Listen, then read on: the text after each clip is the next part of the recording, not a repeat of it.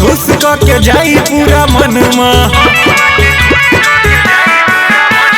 जे भी डिमांड कर पूरा मनमा, बबुआ के खुश के जाई पूरा मनमा। सुनो ए बाबू कोनो चली ना बहानवा, छुए ना देव तोहे मातल जो बनवा।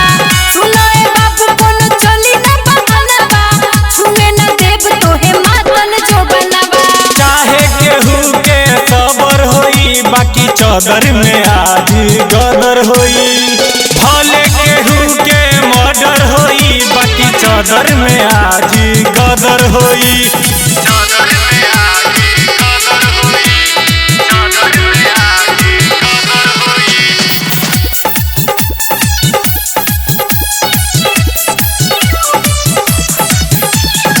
बोला ना ज्यादा बनाला तू खास हो, भागेल दूर काहे अब मोरा पास हो।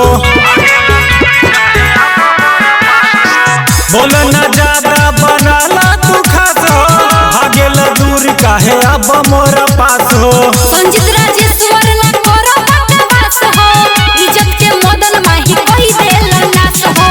संजीत राजेश्वर ना करो बकवास हो, इज्जत के मदन माही कोई देला नाश हो।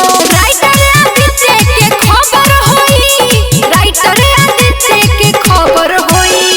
भले केहू के मर्डर होई, बाकी चौदर में आज गदर होई।